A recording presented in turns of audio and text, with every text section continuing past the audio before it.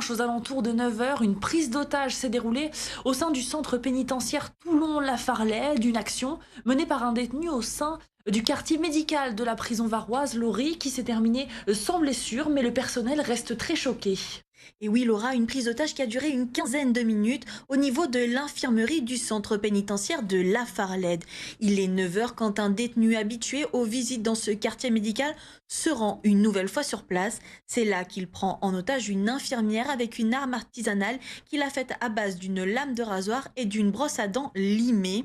Quand l'alerte est donnée, plusieurs agents pénitentiaires se rendent à l'infirmerie et commencent à dialoguer avec le preneur d'otage. Un échange qui permet finalement de libérer l'infirmière. Elle est saine et sauve, mais extrêmement choquée. Le détenu, lui, tente de retourner l'arme contre lui. Il est finalement maîtrisé par les agents présents sans être blessé. Un drame évité de justesse qui relance tout de même le débat sur la sécurité au sein du centre pénitentiaire varois. La violence, elle ne fait qu'accroître en détention.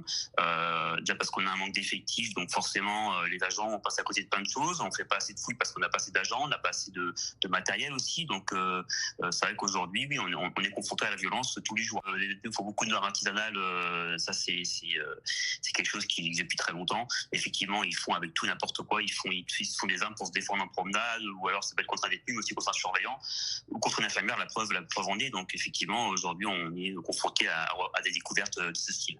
Des armes souvent retrouvées cachées dans des cellules de prisonniers. Le SPS, syndicat des surveillants pénitentiaires, appelle désormais à une fouille d'envergure dans la prison varoise, alors que quelques jours avant cette prise d'otage, une cellule avait été fouillée avec de nombreux objets interdits. Il ne faut pas laisser ça comme ça, donc faire une fouille, parce qu'on a aussi découvert dans une cellule aussi pas mal de choses. On a trouvé un couteau en céramique, 14 téléphones, 332 grammes de stupéfiants, 18 grammes de cocaïne, des câbles, des chargeurs. Enfin, c'est de tout n'importe quoi, donc c'est prison passoire.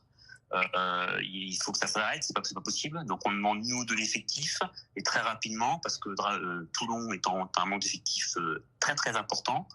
On demande qu'il y ait des portiques installés à l'US aussi, avec des palpations des détenus qui rentrent pour éviter justement ce genre de désagrément.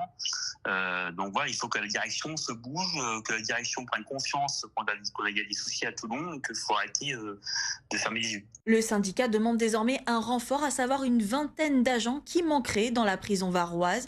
Il demande également le transfert du détenu vers une autre prison à l'issue de son placement en quartier disciplinaire, à savoir pour une durée de 30 jours.